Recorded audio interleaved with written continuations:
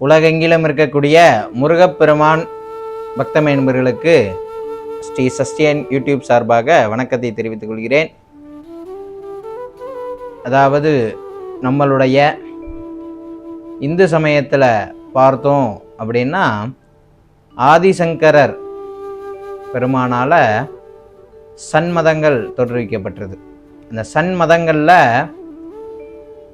கௌமாரம் என்று சொல்லக்கூடியது நம்மளுடைய முருகப்பெருமானை முழு முதற் கடவுளாக கொண்டு வணங்கக்கூடிய ஒரு பிரிவு.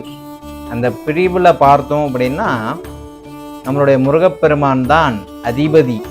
அப்படி இருக்கும் பொழுது முருகப்பெருமானை நினைத்து பல அடியார்கள் பல அன்பர்கள் பார்த்தோம் அப்படின்னா பாடல்கள் எழுதியிருக்காங்க. அதுலேயும் இந்த எப்படி நம்மளுடைய சிவபெருமானுக்கு 64 நாயன்மார்களோ முக்கிய நால்வர்களோ அதே போல நம்மளுடைய முருகப்பெருமானுக்கு ஒருவர் இருக்கார். அவருடைய பக்தியை கொண்டு முருகப்பெருமானுடைய பக்தியை கொண்டு அவருக்காகவே தன்னுடைய வாழ்க்கையை துறந்து பாடல்களை பாடி நம்மளுடைய முருகப்பெருமானுக்காகவே வாழ்க்கையை அர்ப்பணித்தவர் நம்மளுடைய அருணகிரிநாதர். என்ன திருப்புகழை பாட பாட வாய் மணக்கும் என்பார்கள் நம்மளுடைய முன்னோர்கள். அப்படிப்பட்ட அந்த திருப்புகழை இயற்றிய அருணகிரிநாதரனுடைய வாழ்க்கை வரலாறை தான் இந்த பதிவிலே காணவிருக்கிறோம். இது பாகம் 1. இதற்கு அடுத்தடுத்த பதிவுகளிலே முருகப்பெருமானுக்கு உகந்த பாடல்களை இயற்றிய அந்த நம்மளுடைய அடியார்களுடைய வாழ்க்கை வரலாறுகளை நாம் இனி அடுத்தடுத்த பதிவுகளிலே காணவிருக்கிறோம். அதனாலே இந்த பதிவுகள் எல்லாம் உங்களுக்கு வர வேண்டும் என்றால் நம்மளுடைய ஸ்ரீ சஸ்டியன் யூடியூப் பக்கத்தை சப்ஸ்கிரைப் செய்து ஃபாலோ செய்து கொள்ளுமாறு கேட்டுக்கொள்ளப்படுகிறார்கள். உங்களுக்கு பிடித்த இந்த முருக அடியார்கள் யார் யார் என்று கமெண்ட்லையும் நீங்கள் தெரிவிங்க. அவர்களை பற்றியும் அடுத்தடுத்த பதிவில் நாம் பதிவிட முயற்சி செய்வோம். இந்த கௌமார முருகப்பெருமானை முதன்மை தெய்வமாக வழிபடக்கூடிய பிரிவிற்கு முதன்மை குருநாதர் என்றால் நம்மளுடைய அருணகிரிநாதர். அப்படி அருணகிரிநாதர் பார்த்தோம் அப்படின்னா நம்மளுடைய சிவபெருமானின் பஞ்சபூத ஸ்தலங்களான அக்னி ஸ்தலமான திருவண்ணாமலையின் அருகிலே இருக்கக்கூடிய கிராமத்தில் கௌட பிராமண பிரிவை சார்ந்த குடும்பத்திலே பிறக்கிறார் நம்மளுடைய அருணகிரிநாதர். இளம் வயது முதலே ஒரு நல்ல பணக்கார குடும்பமாக திகழ்கின்றது அவர்களுடைய குடும்பம். அதனாலே இவர் சிறு வயதிலேயே தமிழ் மற்றும் சமஸ்கிருதத்திலே புலமை பெறுகிறார் நம்மளுடைய அருணகிரிநாதர். அப்படி இருக்கும் பொழுது இளம் வயதிலேயே அந்த காலத்திலலாம் சிறு வயதிலேயே திருமணம் நடைபெற்று குழந்தை பேரெல்லாம் பெற்றிருப்பாங்க. அதே போல தான் நம்மளுடைய அருணகிரிநாதரும் சிறு வயதிலேயே திருமணமெல்லாம் செய்து குழந்தை மனைவியோடு நல்லா சிறப்பாக வாழ்ந்து கொண்டிருக்கிறார். அப்படி இருக்கும் பொழுது அப்படி மனைவி குழந்தைகளுடன் வாழ்ந்து கொண்டிருந்த நம்மளுடைய அருணகிரிநாதர் தகாத சவகாசத்தாலும் சிற்றின்ப ஆசையினாலும் செல்லக்கூடாத வழிகளிலே சென்று தன்னிடம் இருக்கக்கூடிய அனைத்து பணங்களையும் இழந்து தன்னுடைய மூத்த சகோதரியான தன்னுடைய சகோதரியினுடைய பணத்தையும் விரயம் செய்து இப்படி பல பேரினுடைய பணங்களையும் கடன் வாங்கியும் விரயம் செய்து வாழ்க்கையையும் வெறுக்கிறார். தீய பழக்கத்தால் தன்னுடைய சொத்துக்களை இழந்து பெரும் நோய் என்று சொல்லக்கூடிய தொழுநோய் என்கின்ற நோயினால் பாதிக்கப்பட்டதாகவும், அதாவது நோய்களெல்லாம் கையெடுத்து தொழுமா, அதனால தான் அதற்கு பேர் தொழுநோய் அப்படிம்பாங்க. ஏன்னா அப்படிப்பட்ட மோசமான ஒரு நோய் தான் இந்த தொழுநோய் அப்படிங்கிறது. அந்த நோயினுடைய வசப்பட்டு மனைவி குழந்தைகள் அனைவரையுமே இழந்து கால் போன போக்கிலே அப்படியே நடக்க ஆரம்பித்தாராம். அப்படி அவர் நடந்து சென்ற இடம்தான் பார்த்தோம் அப்படின்னா நம்மளுடைய சிவபெருமானுடைய அக்னி ஸ்தலமான திருவண்ணாமலை. அப்படி அந்த திருவண்ணாமலையினுடைய கோபுர உச்சிக்கு சென்று இறைவா என்னுடைய உயிரை நீயே எடுத்துக்கொள் அப்படின்னு அவர் மேலே இருந்து குதித்து விட்டாராம். அப்படி குதிக்கும் பொழுது நம்முடைய முருகப்பெருமான் பார்த்து அவரை காப்பாற்றியதாகவும் அப்படி காப்பாற்றி முருகப்பெருமான் அவர்களால் அவருடைய நாக்களை பார்த்தோம் அப்படின்னா நம்மளுடைய ஓம் எனும் பிரணவ மந்திரத்தை முருகப்பெருமானுடைய வேளாலே எழுதி அவருக்கு ஞானத்தை கொடுத்ததாகவும் நம்மளுடைய வரலாறெல்லாம் கூறப்படுகிறது.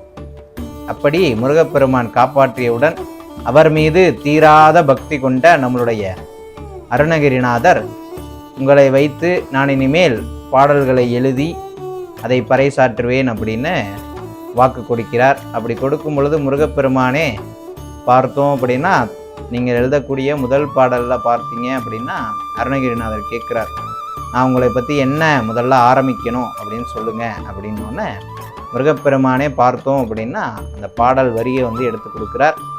முத்தை தெருபத்தி திருநகை அத்திக்கிரை சக்தி சரவண முத்துக்கொரு வித்துக்கொருவர என போதும் அப்படிங்கிற அந்த வரியை நம்மளுடைய முருகப்பெருமானே எடுத்து கொடுத்ததாகவும் அதற்கு பிறகு அருணகிரிநாதர் மற்ற சந்தங்களை எல்லாம் நிரப்பியதாகவும் நம்மளுடைய வரலாறானது கூறப்படுகிறது.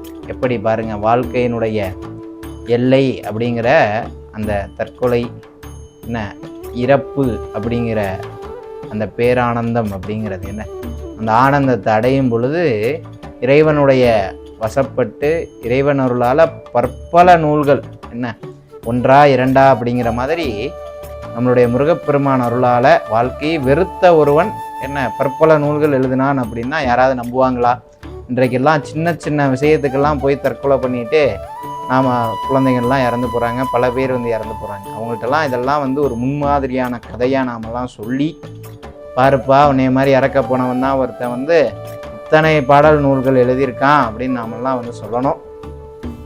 அது ஒரு மோட்டிவேஷனாக அனைத்து இடங்கள்லையும் சொல்லப்படணும். நம்மளுடைய முருகப்பெருமான் அருளால் ஓமனும் பிரணவ மந்திரத்தை நாவில் எழுத பெற்று ஞானம் பெற்ற நம்மளுடைய அருணகிரிநாதர் முருகப்பெருமான் ஒரு ஜபமாலையையும் தந்து அதற்கு பிறகு தன்னுடைய புகழை உலகெங்கும் பாடவும் அருள் புரிந்தார் நம்மளுடைய முருகப்பெருமான்.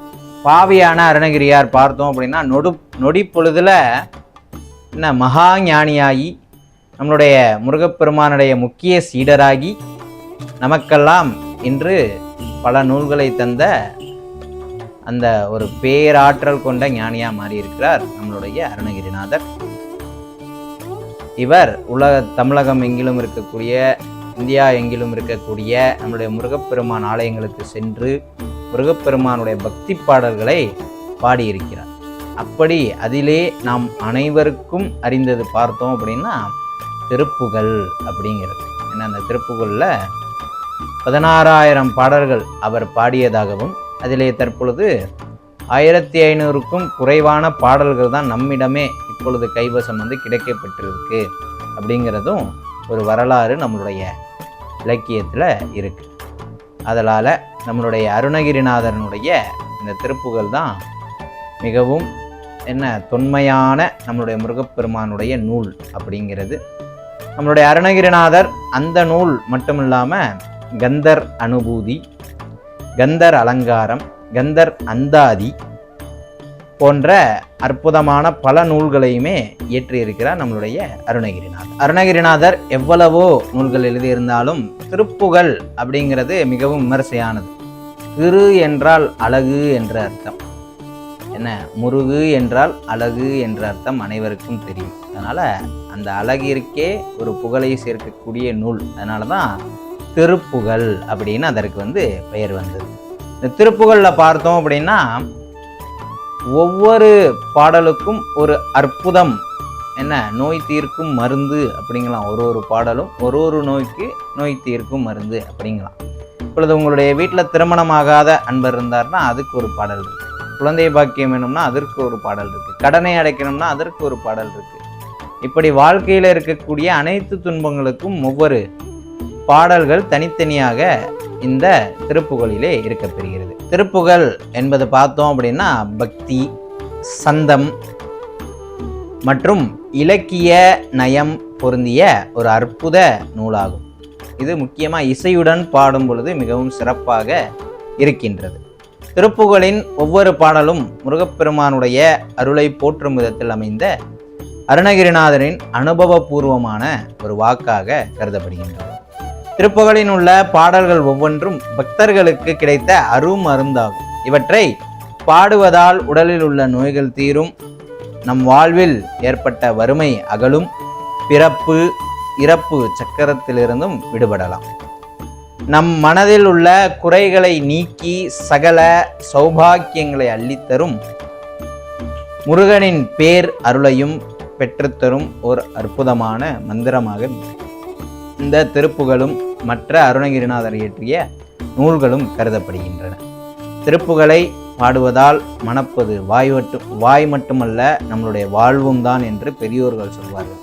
அதற்கேற்றாற் போல நம்மளுடைய அருணகிரிநாதனுடைய படைப்புகளை நாம் இனி வருங்காலத்திலே போற்றுவோம், படிப்போம், அருணகிரிநாதரையும் போற்றுவோம் என்று கேட்டுக்கொண்டு, உங்களுக்கு அருணகிரிநாதர் இயற்றிய பாடல்களிலே எந்த பாடல் பிடிக்கும், எந்த நூல் மிகவும் பிடிக்கும் என்பதை கமெண்டில் தெரிவிக்குமாறு கேட்டுக்கொண்டு, இது போன்ற அற்புத ஆன்மீக தகவல்களையும் முருகப்பெருமானுடைய பெருமைகளையும் தெரிந்து கொள்ள நம்மளுடைய ஸ்ரீ சஷ்டியன் யூடியூப் பக்கத்தை ஃபாலோ செய்து கொள்ளுமாறும், இன்ஸ்டாகிராம், ஃபேஸ்புக்கிலே ஃபாலோ செய்து சப்ஸ்கிரைப் செய்து கொள்ளுமாறும் கேட்டுக்கொண்டு விடைபெறுகிறேன். நன்றி, வணக்கம்.